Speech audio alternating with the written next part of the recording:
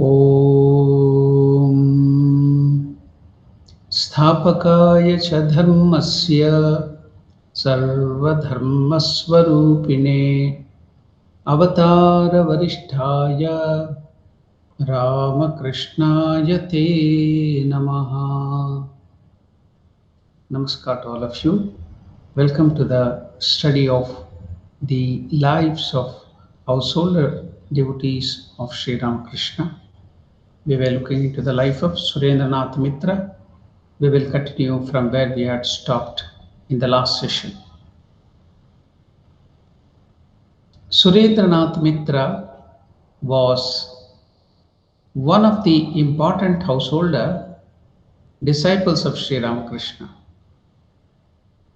Not only was he one of the master's suppliers, but he also had many prathama firsts to his credit. In 1881, Surendra inaugurated the birthday festival of Sri Ramakrishna at Dakshineshwar. So that was the first. The first 2 years he bore all the expenses himself. But from the third year, other devotees shared them with him. It was through Surendra that Swami Vivekananda first met Sri Ramakrishna in November 1881 at Surendra's Calcutta home. Again, it was Surendra who first took Vivekananda to Dakshineshwar. Surendra also had the first oil painting of Sri Ramakrishna made. In it, Sri Ramakrishna is pointing out to Keshav Chandra Sen the harmony of Christianity, Islam, Buddhism, Hinduism, and other religions too. When Keshav saw the picture, he said, "Blessed is the man who conceived the idea." Sri Ramakrishna also saw that particular painting and observed, yes, it contains everything. This is the ideal of modern times. So Ramakrishna also saw this painting and he was happy about it. And Ramakrishna observed and he commented, yes, it contains everything. This is the ideal of modern times. On December 10th, 1881, Surendra took the master to the studio of Bengal photographers in Radha Bazar, Calcutta. As Sri Ramakrishna had expressed an interest in the mechanics of photography, the photographer explained his art and showed him how glass covered with silver nitrate takes an image. Later, Sri Ramakrishna used this example to illustrate how one can retain the impression of God if one's mind is stained with devotion. So whatever Sri Ramakrishna used to see in the outside world, used to connect everything to explain the nearness to God or how to go towards God, move towards God. So that was the only idea. Everything Sri Ramakrishna used to connect towards God. Here too, you can see when Ramakrishna wanted to see the mechanics behind the old type of photography. So in those days, it was a different type. You all know that. Now it's all digitalized, but in those days, It was a different type of photography. So Surendra took Sri Ramakrishna to the studio of Bengal photographers in Radha Bazar, Calcutta. Why? Because Sri Ramakrishna himself had expressed an interest in the mechanics of the photography. Now the photographer took Sri Ramakrishna into the studio, explained his art, and showed him how glass covered with silver nitrate takes an image. So, studying that, Sri Ramakrishna connected that to God realization. How? Later, the Master used this example to illustrate how one can retain the impression of God if one's mind is stained with devotion, just like if the glass is stained with silver nitrate, so it can catch hold of the image of the people or anything which that machinery or the photograph is projected upon. Likewise, Sri Ramakrishna is telling, using this example, how all of us, the devotees of God, can retain the impression of the Lord if one's mind is stained with devotion. While all of them were there, Surendra had the photographer take a picture of Sri Ramakrishna too. As Sri Ramakrishna was being photographed, he went into Samadhi.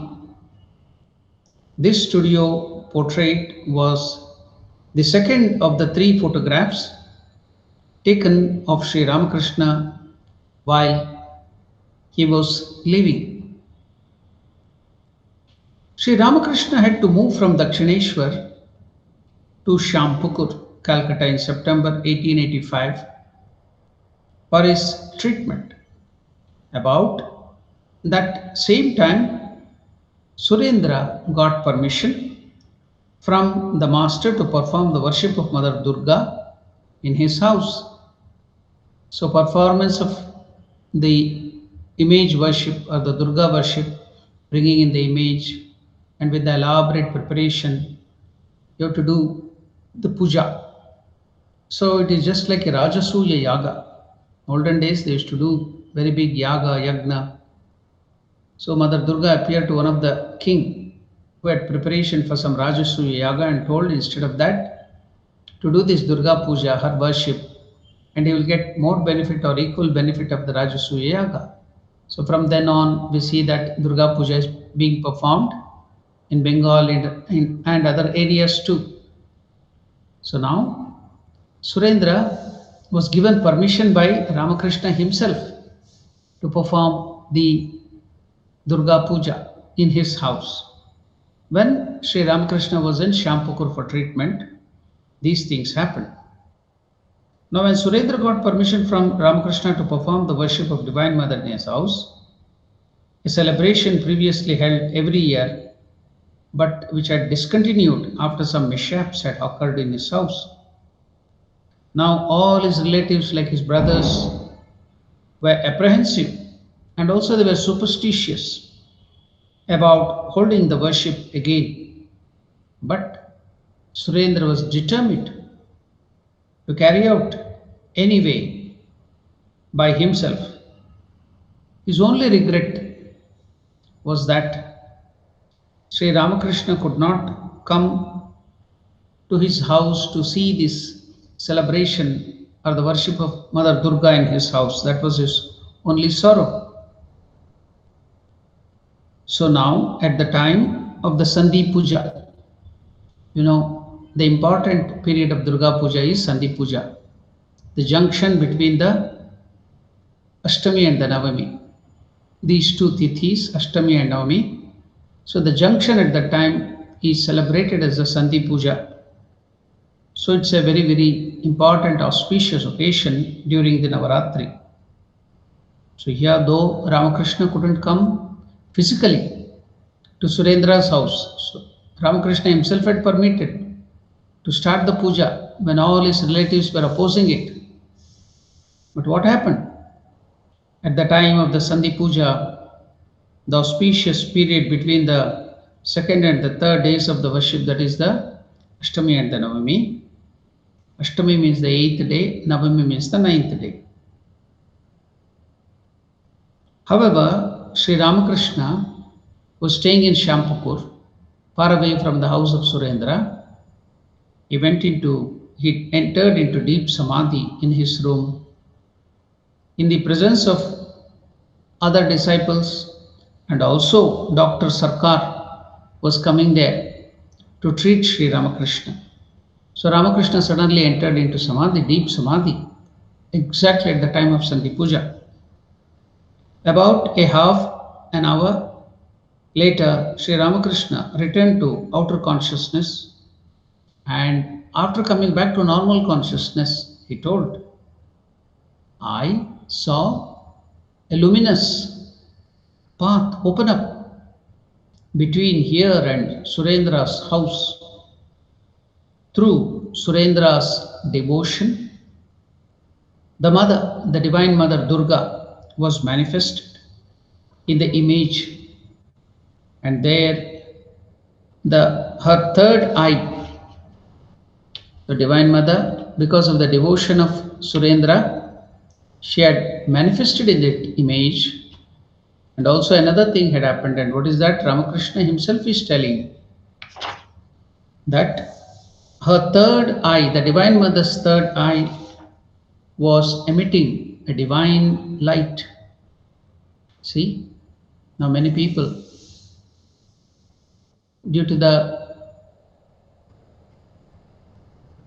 study of the modern science and also association with the Western civilization, they think that the image worship is all superstition of the Indian people.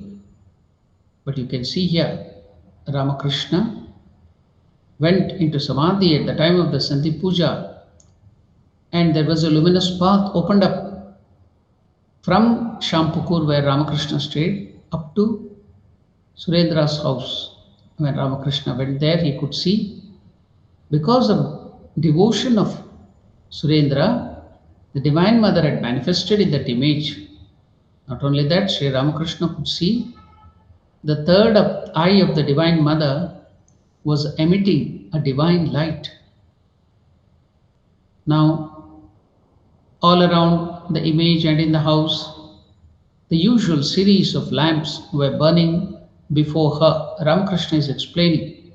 See, he has not gone there physically, but he has gone through in the samadhi. He could see that a luminous path opened up to the house of Surendra, and he has gone there and viewed all these things, and he is explaining what is there. So what is that? He is explaining there near the image, the usual series of lamps were burning before her, and Surendra was sitting in the courtyard and weeping piteously. He is weeping for Divine Mother out of devotion to the Divine Mother, just like a child. He is weeping for Divine Mother Durga. So Surendra was sitting in the courtyard and was weeping piteously and calling, Ma, Ma, Mother, Mother, Divine Mother. So now Ramakrishna asked all the devotees, all of you, go to his house now. Go to Surendra's house. If you go there, you'll feel very happy. He's alone there. He will feel much comforted to see you all, the devotees. Accordingly, Swami Vivekananda and other devotees went to Surendra's house and were amazed. They were all surprised to find that Sri Ramakrishna's vision during that Sandhi Puja had corresponded to the external events in every detail. So isn't that the wonderful thing? Ramakrishna not only went there. So if you call Sri Ramakrishna, because so many people have taken the mantra diksha, your Ishtadevata is Sri Ramakrishna. If you cry for him, if you pray to him, he'll definitely come to you in this way, in that luminous path, and bless you. There's no doubt about it. You can see how Sri Ramakrishna could go there during the Sandhi Puja and also saw that Divine Mother is also manifest in the image. And the third eye, through the third eye, Divine Mother was emitting divine light. And also he could clearly tell what was the other things happening there in Surendra's house. Not only that, Narendra and all other devotees went there. Narendra, he was a man of logic and science. He would not just believe until he tested it. So now Narendra would become famous Swami Vivekananda in the future.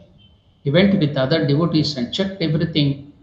And they were all amazed to find every inch and detail of what Sri Ramakrishna mentioned there were exactly corresponding to the external events in every detail.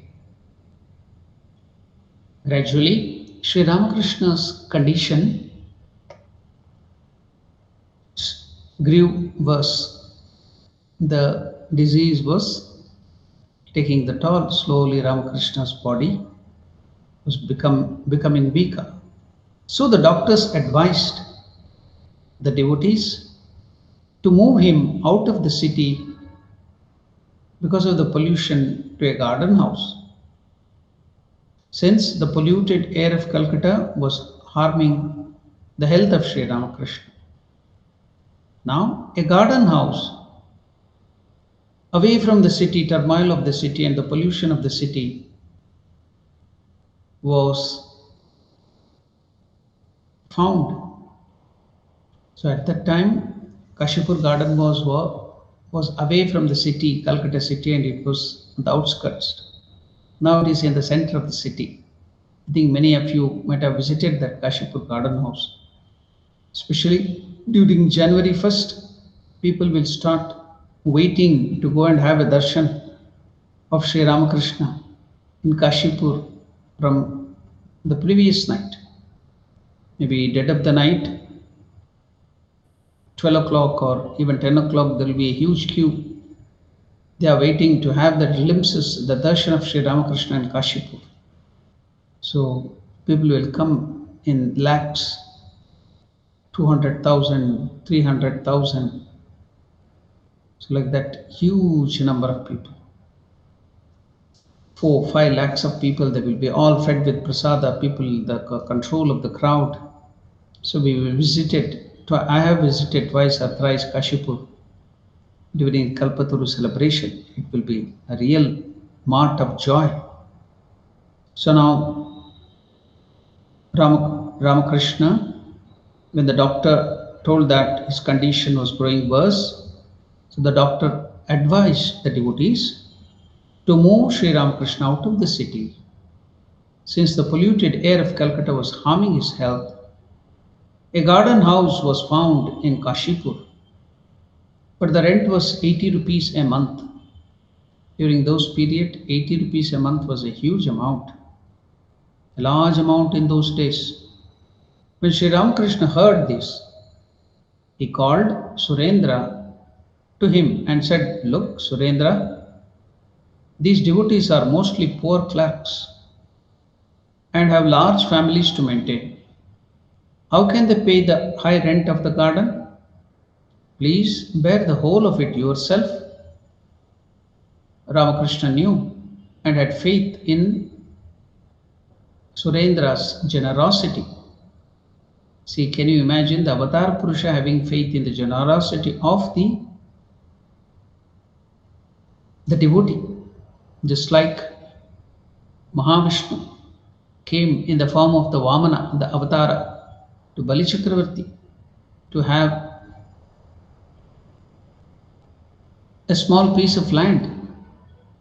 And Bali Chakravarti donated that land.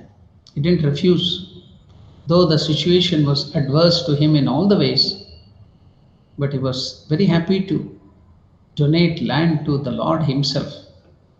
Likewise, you can see here Surendra, the devotee, Ramakrishna, the Avatara, the Yuga Avatar himself has so much of faith in him. He knew that all the other devotees were poor. They were poor clerks and they couldn't earn more money or even if they got some money, they had to maintain their big, huge, large families. So he called Surendra to him privately and he requested him, "Look, Surendra, the devotees are mostly poor clerks and have large families to maintain. How can they pay the high rent of the garden? Please bear the whole of it yourself." Now, is there anything more important or happier event than this? To serve the Avatar Purusha himself, the Lord Narayana himself. It was like serving the Divine Mother Kali herself. So it was a great opportunity. So naturally, Surendra gladly agreed. Moreover, he contributed for other expenses as well. Not only to maintain the garden house, that huge amount of 80 rupees was paid by Surendra gladly, but also he started contributing to other expenses in the Kashipur garden house for his guru, the Ishtadevata. Moreover, Surendra contributed for other expenses as well. And now and then he bought things such as straw screens for the windows of Sri Ramakrishna's room to reduce the sun and heat coming in. Surendra was now a wholly changed person by the contact of Sri Ramakrishna and coming to Sri Ramakrishna, hearing the words of the Master. Now, Surendra, by this satsanga, he was a completely changed person. Yam, the recorder of gospel, Mahendranath Gupta, several times described the devotion of Surendra and divine intoxication too. On April 13, 1886, the first day of the Bengali year, it's called Poila Vaishak. Master Mahashay wrote, it was 8 o'clock in the evening. Sri Ramakrishna sat on his bed. A few devotees sat on the floor in front of him. Surendra arrived from his office. He carried in his hands 4 oranges and 2 garlands of flowers. Now he looked at Master and now at the devotees. He unburdened his heart to Sri Ramakrishna. Surendra, looking at Master Mahashay Yam and others, the devotees who were there, "I have come after finishing my office work. I thought, what is the good of standing on 2 boats at the same time? So I finished my duties first and then came here. Today is the first day of the year, Bengali year.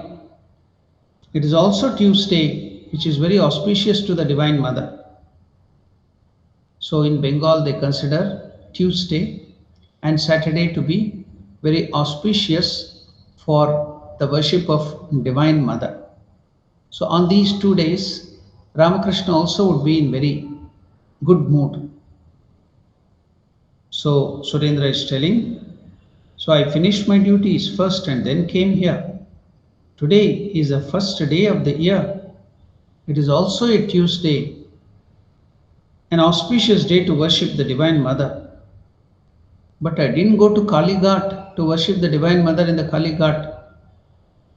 I said to myself, it will be enough if I see Sri Ramakrishna, who is Kali herself, and who had rightly understood Kali, the Divine Mother. Not only Surendra is telling that not only Ramakrishna is Kali herself, but also it was Ramakrishna alone who had understood Mother Kali rightly. Now by these words, you can understand What is the intense faith of Surendra towards Ramakrishna? He knew, he saw that it was the Divine Mother Kali herself manifesting in the wonderful personality of Sri Ramakrishna. And also he knew, he had the highest faith that it was only Ramakrishna who had understood Mother Kali properly, rightly. So he is telling that instead of going to the Kali temple, I came directly here to worship Ramakrishna himself. By worship Ramakrishna, it will be as good as, not only as good, it is worship of Mother Kali. That was his faith. Sri Ramakrishna smiled at these words of Surendra. Surendra is telling now, it is said that a man should bring fruits and flowers when visiting his guru or a holy man. That is the custom in India. Our scriptures also tell that when any householder or any person, while going to the guru or the holy man, should not go empty handed. He should take something. He should bring fruits and flowers when visiting his guru or holy man. So I also have bought these things to the master. I am spending all this money for you, O Lord. God alone knows my heart. Some people feel grieved to give away even a penny, and there are people who spend 1,000 rupees without feeling any hesitation. But God sees the inner love of the devotee. I am doing out of intense love to the Lord. So now Surendra is telling God sees the inner love of the devotee and accepts his offering. Sri Ramakrishna said to Surendra by a nod. He agreed, Ramakrishna agreed to the words of Surendra. So he said to Surendra by a nod that Surendra was right. Surendra then told, I couldn't come here yesterday. It was the last day of the Bengali year, but I decorated your picture. He's telling, I decorated Sri Ramakrishna's picture with flowers in his house. Sri Ramakrishna said to Master Maharshi by a sign, ah, what a devotion, what devotion. So now you can see how Surendra was a changed man and how much of intense faith. To have so much of faith in Sri Ramakrishna, to have so much of belief that his Ishtadevata, Divine Mother Kali, and Ramakrishna, his Guru, were not separate, they are one and the same. And it is not just words, he is acting accordingly. So all his actions are showing that he had intense faith that Sri Ramakrishna was none other than Divine Mother Kali. On April 17th, 1886, Master Maharshi Mahendranath Gupta wrote, it was about 9 o'clock in the evening. Surendra and a few other devotees entered Sri Ramakrishna's room and offered him garlands of flowers. Sri Ramakrishna put Surendra's garland on his own neck. All sat quietly. Suddenly, the master made a sign to Surendra to come near him. When the disciple came near the bed, Sri Ramakrishna took the garland from his neck and put it around Surendra's.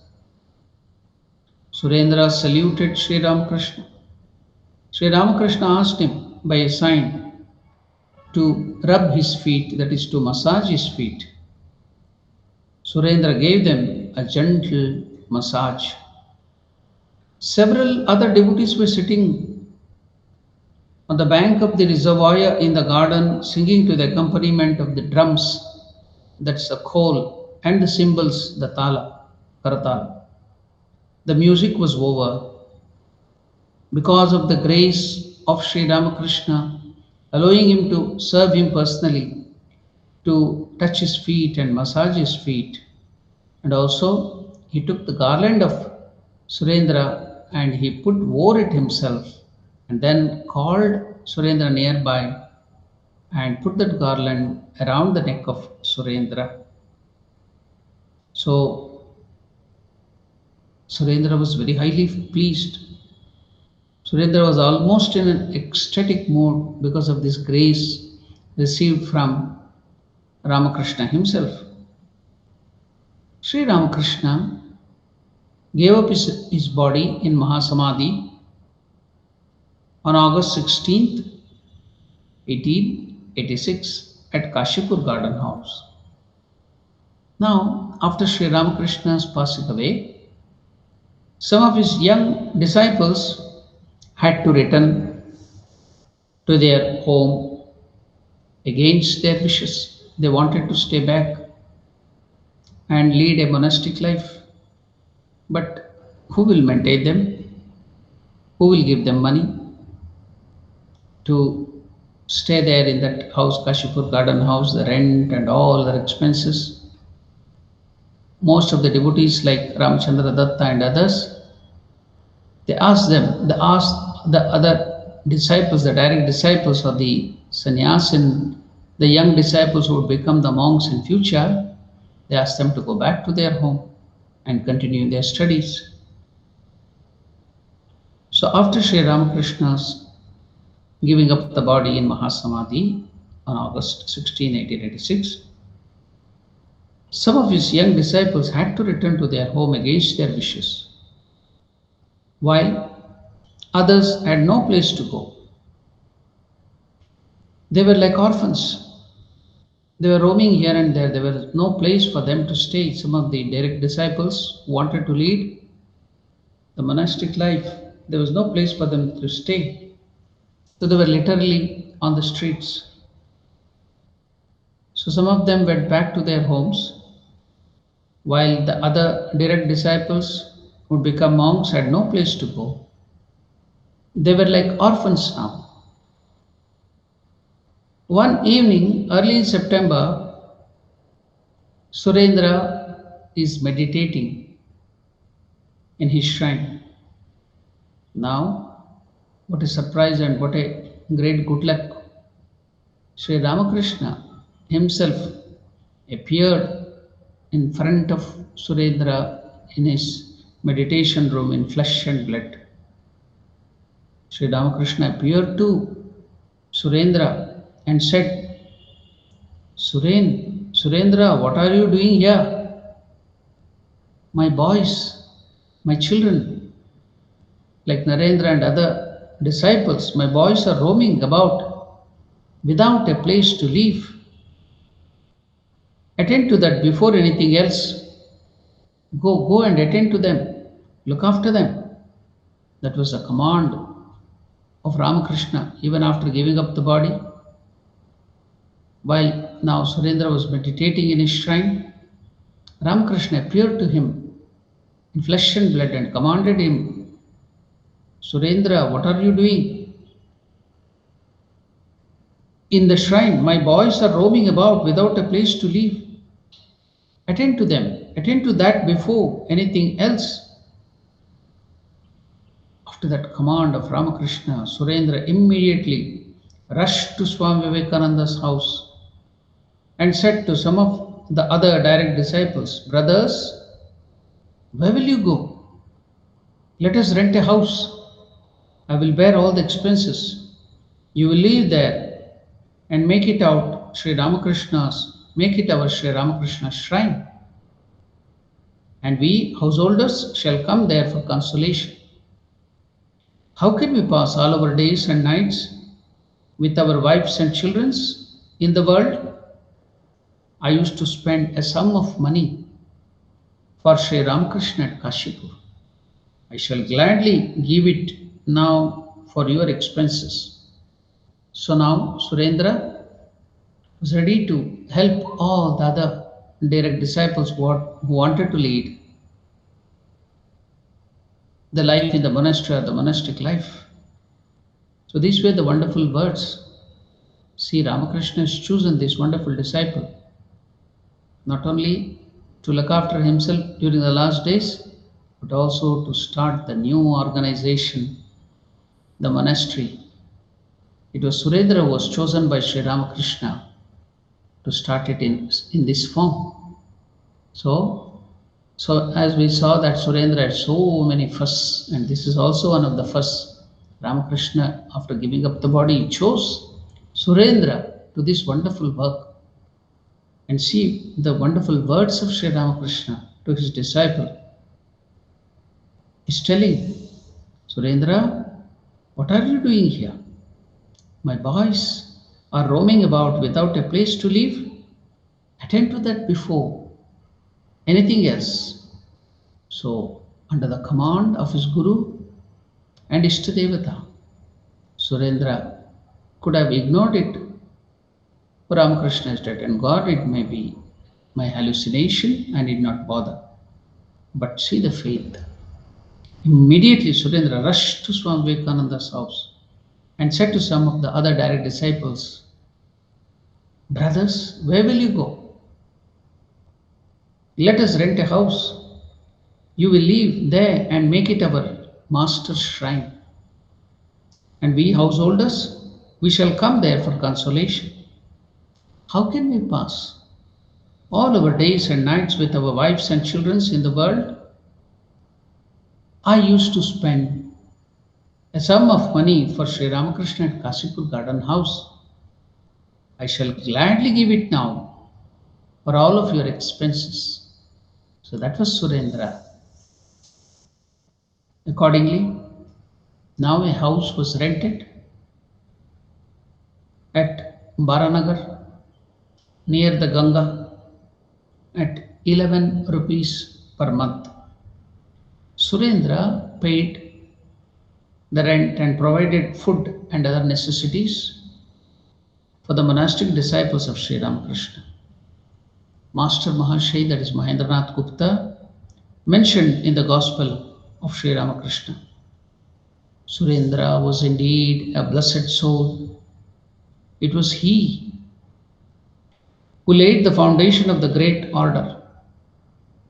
So we thought it was Swami Vivekananda, but you can see here Ramakrishna made this householder disciple Surendra to lay the foundation stone of the great order, later associated with Sri Ramakrishna's name, the Ramakrishna Mutt and Mission, the organization called Sri Ramakrishna Mutt and Mission.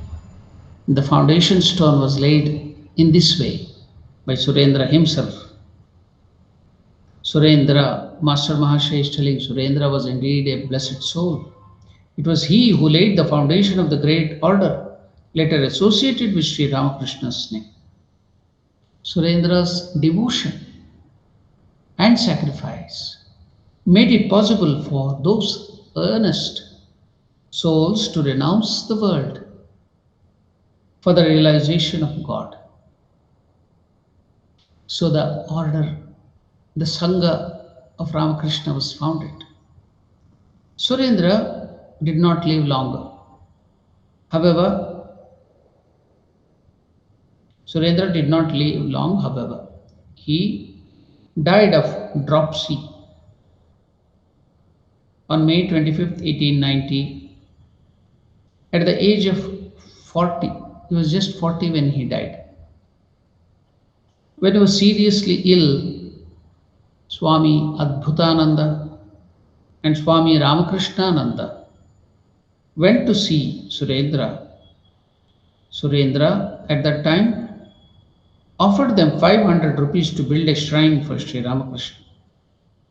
But Ramakrishnanandaji Maharaj, the direct disciple of Sri Ramakrishna, told him, wait until you have your health better. Wait until your health is better. Later, we shall talk about building the temple of Ramakrishna with that money given by you. But Surendra never recovered. Before his death, though he sat aside, though Before his death, though, he set aside 1000 rupees to be used for purchasing the land near the Ganga for a monastery dedicated to Sri Ramakrishna. Because of the great love the monastic disciple had for Surendra, they decided to keep this money for something special. When the Belur Mutt, you can see in the background, the Belur Mutt. So, when the Belur Mutt monastery was built, this money given by Surendra was used to purchase the marble flooring for the original shrine room where Sri Ramakrishna was installed. Now, the Ramakrishna Sangha, the Ramakrishna Monastery, was started to do good to humanity. And you can see the contribution of Surendra, a great householder disciple of Sri Ramakrishna, in this direction. So nobody got this chance, wonderful chance. What a great devotee might be this Surendra, because the Avatar Purusha has chosen him to start this wonderful organization. He took wonderful that service for himself and also to the future Sangha. So now you can see what a great chosen disciple was this great devotee called Surendranath Mitra. So we have finished the study of the life of this wonderful great householder disciple of Sri Ramakrishna, Surendranath Mitra. We will take up another life of another householder disciple in our next session. Until then, we have to again and again understand the wonderful grace which the Avatar Purusha has shown. We have learned so many things from his life. If you earnestly pray, like Surendra, while he was sitting in front of Durga, how Durga, Mother Durga manifested. Not only that, during the Sandhi Puja, during the Navaratri, Ramakrishna went into Samadhi and he was forced to go by the path of light to the place of his devotee and bless him. They also sent him all other devotees to console him and comfort him. So, what have we to note? Devotion. Devotion to the Lord. He seeks only our devotion, nothing else. Our love and devotional service to Him is what the Lord requires from us. He doesn't need anything else. So, with devotion, you can win over the Lord. The Lord Himself will come to you. That's what Surendra has shown us by his wonderful life. Earlier, a different person. He was a sinner. He had so many vices. He was a drunkard. And he was miserly. And by the association with this wonderful personality, that is the Avatara, Sri Ramakrishna, his whole life changed. So it's very, very necessary, not only the grace of God, but also your effort. That's why the last verse of Bhagavad Gita is Yatra Yogeshwaraha Krishnaha Yatra Partho Dhanurdaraha Tatra Sri Vijayo Bhutva Dhruvati Nitir Matir Mama. Wherever there is Lord Krishna, Yatra Yogeshwaraha Krishna, giving that yoga in the form of Bhagavad Gita, the knowledge of yoga. Yatra Partho Dhanurdaraha, Arjuna who is ready to obey the command of the Lord and do his duty. So Purusha Prayatna, Arjuna represents self-effort and Lord Krishna represents God's grace. Whenever these two are combined harmoniously, Sanjaya tells that Yatra Yogeshwaraha Krishna Yatra Patho Dhanurdaraha Tatra Shri, there manifests the wealth, Shri Vijayaha, victory, Bhutva Dhruva Nitir Matir Mama. Everything, the fine will be manifested there. So you can see in the life of Surendra both the grace of the Lord and also equal amount of the effort from the disciples' side made him to transform his life into a divine life. Not only that, he was chosen by the Lord Himself to do so many great things. So we will go through that life again and again and meditate on that, and also get that ideal, get the message from the life of that wonderful devotee. Let us be blessed. So we will stop the conversation here. So our heart is full hearing this wonderful life of the great devotee called Surendranath Mitra. We will be waiting to study, to get into the pilgrimage of another householder disciple of Sri Ramakrishna in the next session. Until then, we will meditate on the Lord. Until then, we will meditate on the life of Surendra associated with Sri Ramakrishna, and we will get all those wonderful qualities and grace of the Lord. So thank you. Namaste. Om Namo Narayanaya.